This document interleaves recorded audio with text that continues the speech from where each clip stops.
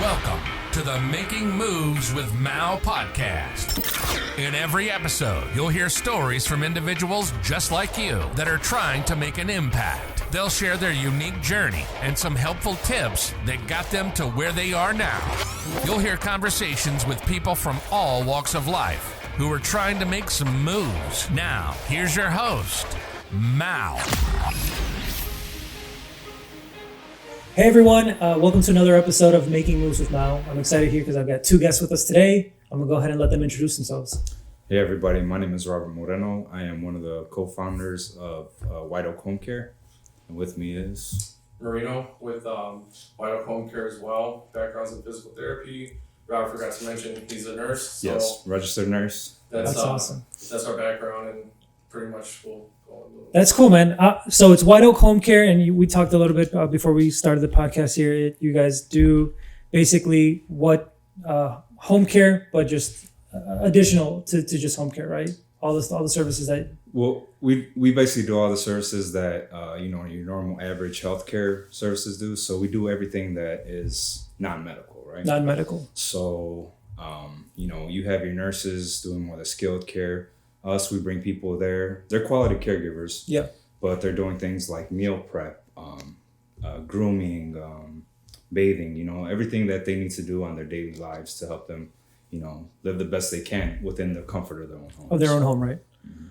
That's kind of cool because that gives that person the opportunity just not to go into like a caring facility, right? And just have those services come to them. Yeah, exactly. Cool. That's kind of why we, started this whole thing, because we wanted to have an alternative, especially with, COVID, the pandemic and everything like that going on. Just leaving people in their homes so they didn't have to deal with, because I know Marino could attest to this. He worked in assisted living center. So during the pandemic, what was that like? Yeah, well, I mean, during the pandemic, it was you still seen. Well, if you really want to cover like the whole pandemic, the bigger thing was there was a staffing issue. Okay. So you have these huge ratios of like, I mean, I want to speak for like the place that I was at, but I know it's across the board. It was pretty much like 20-1, 30-1, where you have like a CNA, right? And CNA is nursing assistant, so they still offer some level of a skilled care, but for the most part, they're making sure that the person is dressed properly for the day. If they have incontinence problems, so meaning that they can't hold their bowels, they're being changed properly. So you have a lot of people that are just pretty much sitting in their own waste for a long period of time.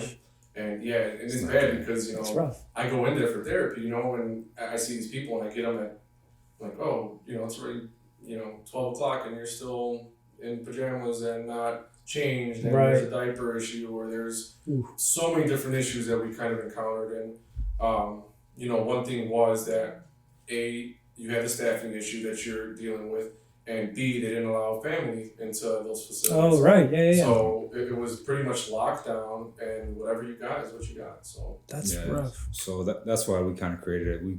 Because our caregivers, it's 1-to-1, Right. So you're going to get one caregiver for your family member, and you get that customized care. So what they want, they get. And like Marino said, they're not dealing with, taking care of multiple people. Right. Or your loved one isn't being attended to, So how did the idea come about? Was it just from the pandemic this kind of sprouted, or was this... It was perfect timing with the perfect person.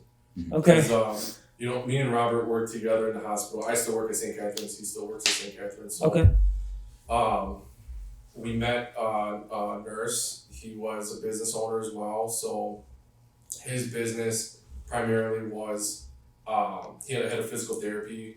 I don't want to say it's a clinic. It was it was actual go to your house, perform physical therapy there. So it was actually skilled care that he was giving. Okay. And he's been in that field for a long time.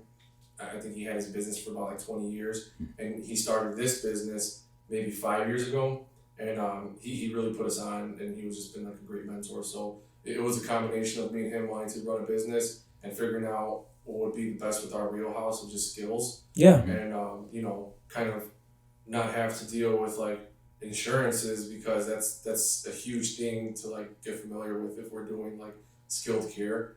And we're still pretty early in our careers where it's like this is a good, baby step into possible, physical therapy at home, nursing at home, maybe going into possible mental health stuff. Right. So evolving the business and growing the exactly. services if needed. Yeah. Okay. Yeah. So he put us on to a lot. Yeah. That's awesome, man. Yeah. So, and this is kind of a cool, interesting topic that we get to touch base on now because there's two of you, right? So you guys are obviously both business partners in this venture. What are some of the either strengths and weaknesses that you guys feel that you each bring, or some of the struggles as like business owners? Because I mean, I know I have business partners as well, and sometimes we butt heads in some situations, and sometimes it takes a while to kind of see eye to eye on in some areas. Mm-hmm. So I just want to know kind of what your input on that is. Our strengths are, I think we always work together. We had like a very close relationship since we know each other since 8 years old or something. 8 years old. Yeah. Oh, okay, so you guys are way back. Okay, so we go way back. So we kind of got a good feel of what we're good at, what we lack on, and we worked out our differences at an early age. Oh, good. helped each other out. So yeah, I mean, if speaking business wise, I think he has a very sound administrative, point of view, and that's something you need to just keep us physically on track, because we can have all the dreams in the world, but if we're not there, kind of scaling things back and okay, this is what really needs to be done, and then I'm on the other end of that, Yeah. So He's more like the hustler mindset. Like he goes out there, yeah. he's the face. He's he's moving and shaking. So I think we work very well. So you guys balance each other out pretty well on I that. think so. Yeah. Yeah, and we got a little team set up now. Okay. And we're able to take more of an ownership role and delegate more stuff, and now we have staff working for us. So, I mean, it's been a process. That's awesome, man. Yeah. So you guys have been around now for what, 2 years then, since the pandemic started? We have been. It took a little while for us to get licensed and everything in Indiana. So. Mm-hmm. Technically, as a business, 2 years, but we've been actually in business for over like a year and a half so far. Yeah. Well, like profit margins wise, like. Well, I'm just saying actual in business, like actually being in clients' homes and everything like that. Oh yeah. Yeah, about a year and a half. Yeah. Okay. What were some of those early obstacles that you guys had to overcome? I know starting a business from scratch is one of the hardest things to do. The biggest thing I think, especially first, like I said, the licensing, because it's a big step to bring. Like we're building trust, we have our expertise, but at the same time, you're bringing a stranger into someone's home, with their loved one that might be elderly, might be a little disabled, so they have to put a lot of trust in us. And I'm curious on who's the decision maker on that end. Is it the caregiver themselves, or is it family? How does that work? Where who consents the? Talking about, yeah. You know what I'm talking about?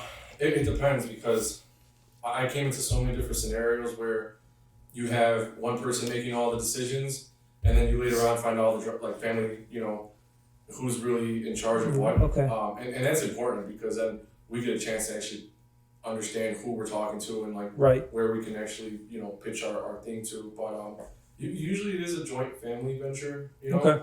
I had maybe a couple instances where the I guess you can call them the initial caregiver, daughter, son, whoever's taking care of mom at the time, wanting to go ahead and do the services for them, but then you have mom very reluctant about it. So it's going there, figuring out what the lay of the land is, and trying to gain the trust. Really, that's pretty much the name of the game for us. Yeah. So. Damn, interesting. And what percentage would you say is the demographic wise mainly elderly? For the most part, yeah. So maybe 80%, if not, yeah. Because we had one, it was a possible client. I think they still have us in mind, but we haven't, they haven't gone through with it, because I think he's still going through some physical therapy or something. So they wanted to finish that up before they got our services. Mm-hmm. But he was a 25-year-old man or something. He was in his 30s. He had a car accident. Oh, yeah. So he was, It was more of a lifestyle change for him. Mm-hmm. So, but yeah, I mean, we had people that were recovering from, knee replacement surgeries, shoulder replacement surgeries. Mm-hmm. They needed somebody there for about 3 months or so. Yeah. And the long-term clients that we do have are the elderly, Right. that are dealing with more of like a progressive disorder, like, you know, dementia, or, you know, we had somebody, we interact with a lot of people. Okay. So we do get a chance to see like just a variety of like different ailments that they have. So, Yeah. And there's also, I think we might look into this because I know a couple of our competitors do this. They actually bring a caregiver in there to help with, you know, like pregnant women or like right after they deliver. Right. Okay, So just to do some of the house, because we do like housekeeping and things like that. Oh, okay, nice. So just take care of some of that burden because, you know, after birth, you know, mother's Yeah, recovering and For everything. sure. So For sure. So Yeah, yeah, I think that's kind of like where our background comes into play, because then we're able. So the CNA, it's its own course. I think it's like a 6-week program or something like that, Mhm. and you have to still get like a state licensure. Mhm. Specifically for caregivers, you don't need to have a CNA, but pretty much just having like that wanting to be a caregiver and you know, wanting to help out, but we're able to give them a little bit more feedback as to, hey, you know what, this person has dementia. These are kind of tricks that we use in our profession Mhm. to like kind of get them back on track. Things that we're, you know, we can be a little bit more creative with them and kind of throw them in the right direction. And I think a lot of our niche that we're kind of seeing, because you're starting to see like a trend where people want to stay at the home. So I don't believe that. I personally think that people are going to want to continue staying in the home, especially with COVID and things like that. So you're starting to see like just more of that population just staying there. And Yeah, I'm sure there's a higher demand for that now with the environment that we're in, right? Yeah, for sure. No, I mean, again, this is an interesting topic or interesting just industry to learn more about. I didn't even know this was like something that or services that were offered, right? Mm-hmm. So it's cool to kind of see what's all involved in there. So walk me through kind of some of your process to like, let's say your approach to getting a new client or a new lead, to like services, and is it like contracts? Is it like, how do those agreements work? Yeah, definitely. We always we do approach a family whenever we get, you know, interested customer. You know, like Marino said, it's a lot about building trust. You know, Yeah.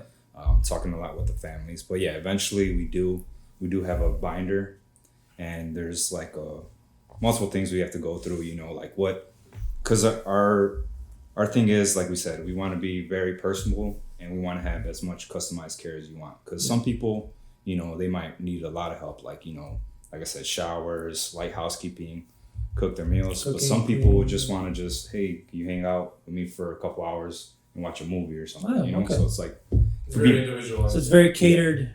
Yeah. Catered to the Mhm. It's pretty much like, so like Robert was mentioning our binder, it's been like a living document. So like, I think especially us as a new business, like we're still learning. Right. So like, even just how we handle employees, what caregiver expectations are, what you know, the client expectation is, we pretty much have it all listed out. So that'll be the first thing they sign off on. We have their client rights that they're aware of too. We're governed by a personal service agency license in Indiana. Okay. So there's certain things that we have to kind of meet. So that's pretty much just giving everybody an understanding of what we can and can't do. So and what to expect. Yeah. And then do you guys cover like a certain radius or? Right now, cities? we are, like I said, we're licensed in Indiana, so we're mostly centered in Northwest Indiana, so like Lake and Porter counties. Okay. But eventually, we do want to start moving into Illinois, because we've been getting a lot of referrals, and we're like, oh, sorry, we're not licensed there yet. there. So, but yeah, that's the next move for us. What's the competition look like in this space? Oh, you know what? I think it is a growing space. Yeah.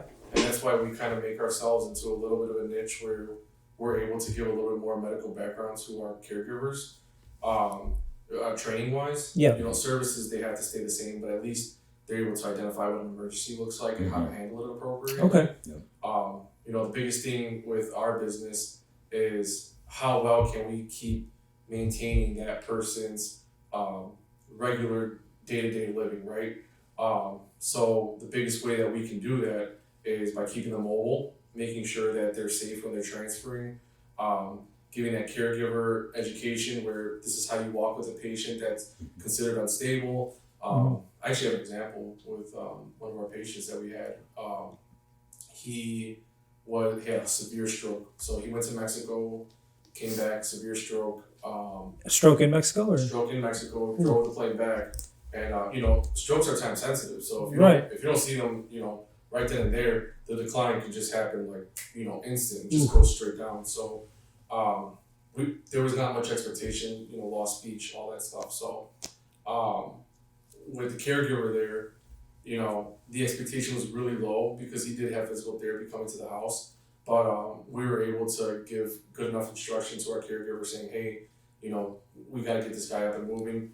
I'll go there, try to get him up. He couldn't stand on his own. By I think he was 6 months in, he was already walking again. Oh, wow. It was nice to have that person there, ambulating with him, making Right. sure that he felt comfortable, knowing that you have to bring a wheelchair behind him because, all it takes is another accident and then you're back all, square one. So. And I think that's our great selling point too, because we get them to the point where they're not just keep on deteriorating, because if they didn't have us there, they would deteriorate and then they would go back into the hospital. And I don't know if you guys know, hospital isn't cheap. Right, so, right. Sometimes people complain about our prices and stuff. I'm like, I get it, inflation's not going down, but right. if you compare us to the hospital bills, we're saving you a pretty penny. And, we love our people, we're sending in great people. We're not just sending anybody into your home, so. Nice. Yeah, that's the big thing. So question on that in terms of the logistics behind it. I know you guys said you have a couple caregivers that you guys already have on staff and stuff. Do they, does everyone work is one person assigned to a patient, or is it everybody knows the same patient and kind of does round robin type thing? Yeah, or? honestly, I would say that's my thing that I do for the business. It's more just matchmaking. Okay. Just really trying to figure out who works with who, and and again that goes back to our policies. We make sure that the client knows that we can't give. So say if somebody does just fall in love with a caregiver, and that happens all the time because they just create You build a good bond, a relationship. Yeah. And it's normal, but the day that the caregiver wants to go off for a vacation or something like that, you have to understand that we have to bring somebody else in to slide into that role. Yeah. Right. So that's our job to make sure that it's all around the board. You're getting the same person. Personality level fluctuates per person, but level of care of service training and, stays the same. So it's kind of hard. I would love to have the same person all the time with Right. because it just makes our lives easier. Right. But But they got a life too, so Yeah. we gotta just balance all that. Of course. But like you said, the same level of training and quality, you're gonna get that all the time. Yeah. So, Yeah, Okay. we spent some time developing a little bit of a training curriculum, so Nice. it's been kind of a standard thing for us. So Cool. it's good. And now in regards to the hours, was it your typical working hours? Or do you guys have it all depends. It varies to what the family wants and the client needs. Okay. Because there's some people that only want 4 hours a week or something. Okay. And there's some that I need 24-hour care. Oh, snap. Okay. 5 days a week, and we're like, okay, That's a great client. yeah, we'll love Right. it, but it's kind of hard It's with kinda hard, with yeah. staffing. And Right. Yeah. everything, Yeah. Of so- course. You got to find the right people that can fit all those hours in. Right. Yeah. Yeah. Definitely.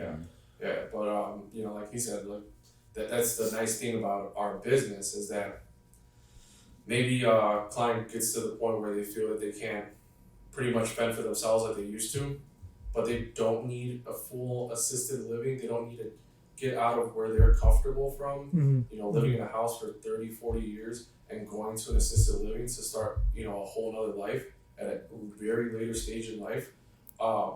That's a huge thing to just have somebody there, maybe just for the 4 hours, Right. to, either do a check-in, take out garbage, whatever the case is. you Right. know. Right. But I think that's a huge thing with just making sure that you're able to maintain some sort of independence when you get older, because life expectancy is growing. Right. Yeah. It's growing, but sometimes the condition of life where we're at, the quality of life is just you get progressive disorders like dementia setting, and it's just a downhill thing. So it's always good to have some sort of like, just to kind of stave off some of those like symptoms. Does there? I don't know if you guys have gotten into the situations yet, but is there a point where like someone's gone either too far where you advise them to just either go into assisted living or take a different route or anything like that?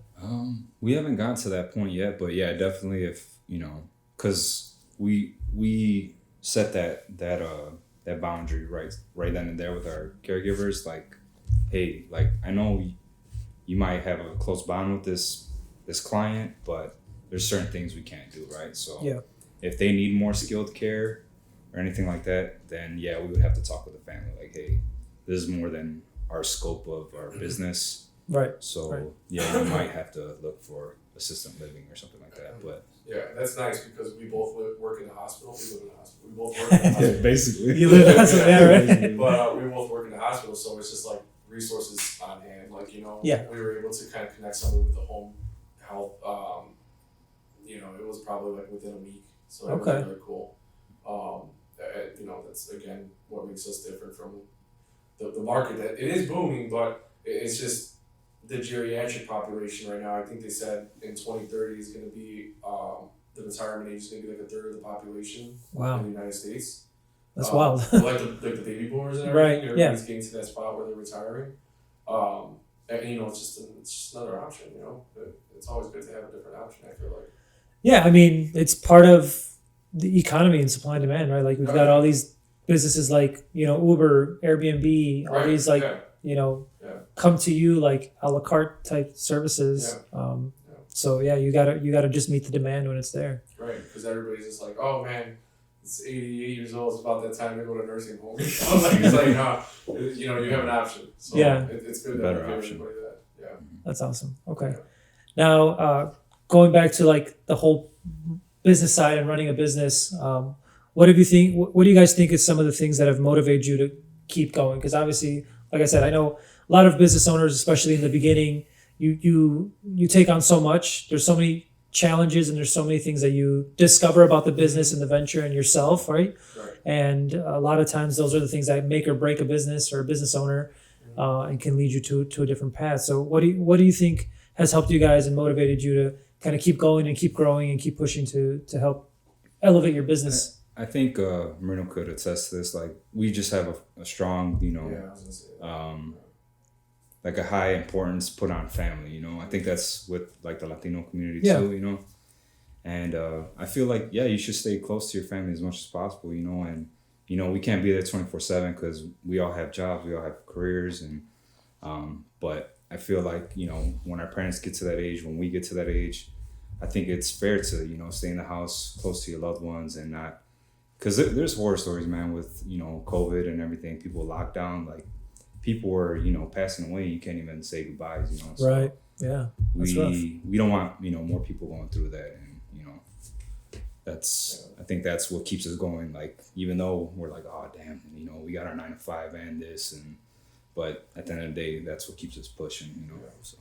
Yeah, I nailed it because like I think that's what makes our partnership work is that we share the same values Yeah. a lot. So we know where we kind of lie with that, and I would even put more emphasis that how I see ourselves going in the future is that we just found what works for each other, what our wheelhouses are, and we're Yeah. staying in our lane pretty much. Yeah. And that's pretty much what's working for us. But, It takes people a long time to discover that, man. So that's kind of good that we're lucky. Honestly. Yeah. Yeah. That's awesome. Yeah, I was gonna say too because you mentioned just how businesses and like just where we're at, like socioeconomic wise. Yeah.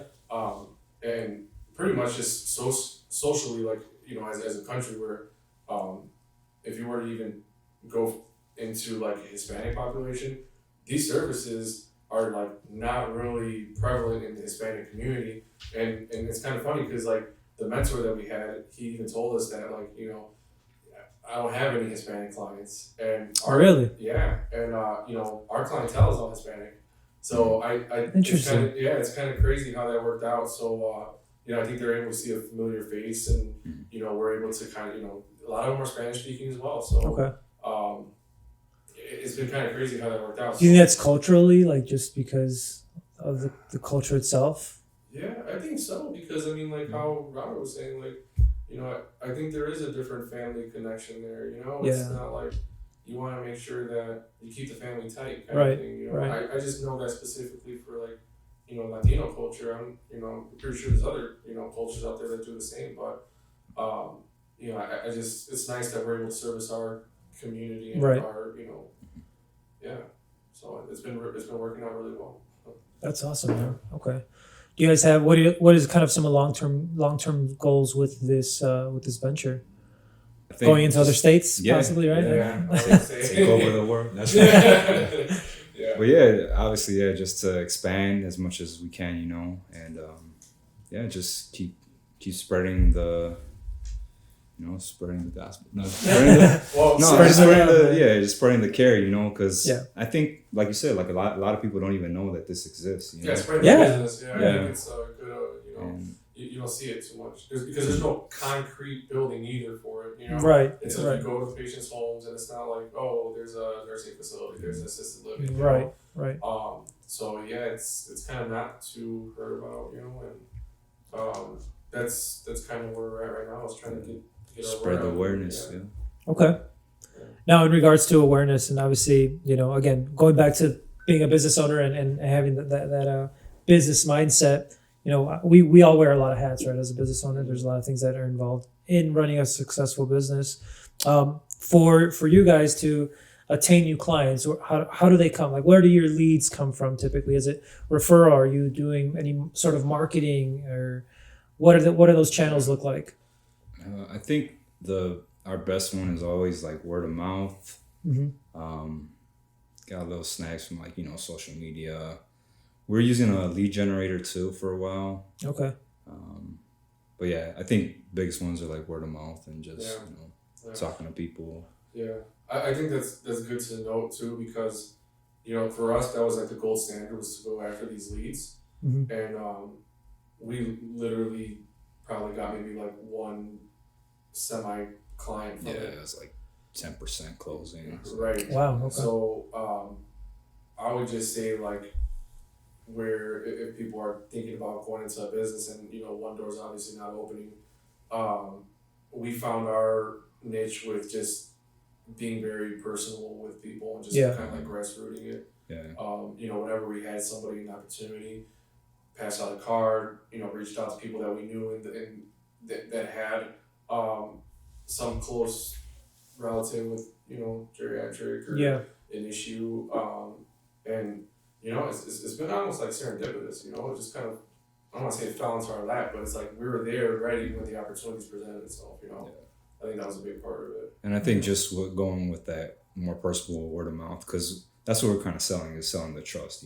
Yeah. And it's hard to do over social media and all that stuff, but so yeah, I think that's been the best for us. Is just I feel like we're in the same kind of realm where any service-based industry, any service-based business thrives on referrals, thrives on word of mouth. Right. That's the best source, the most responsive clientele that you can encounter, man. Yeah.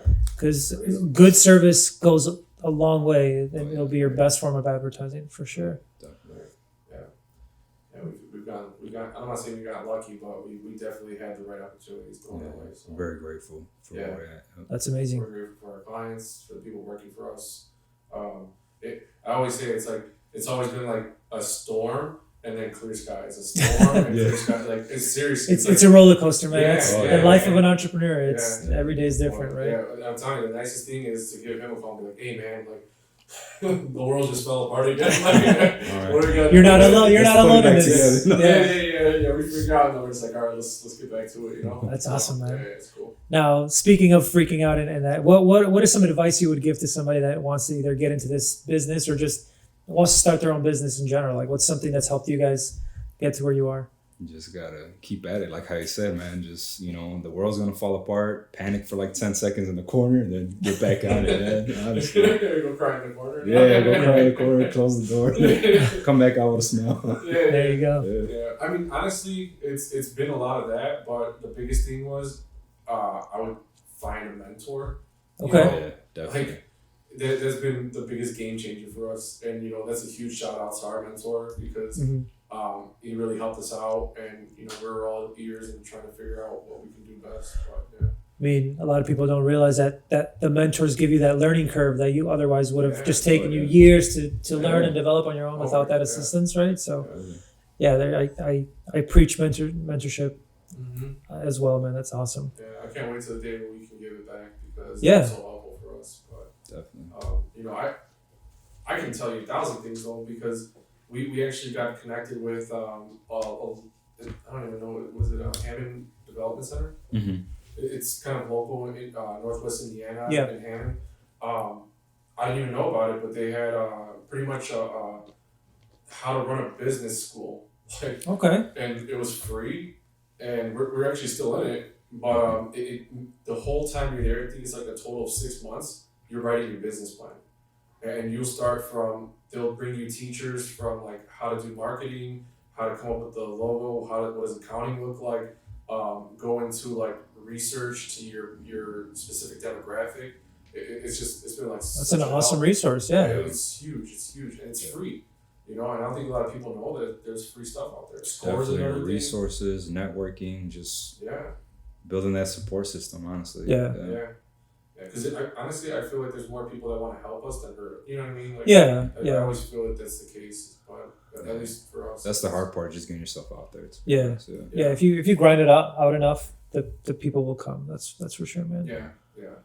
If you could go back to before you started the business, would you guys do anything different?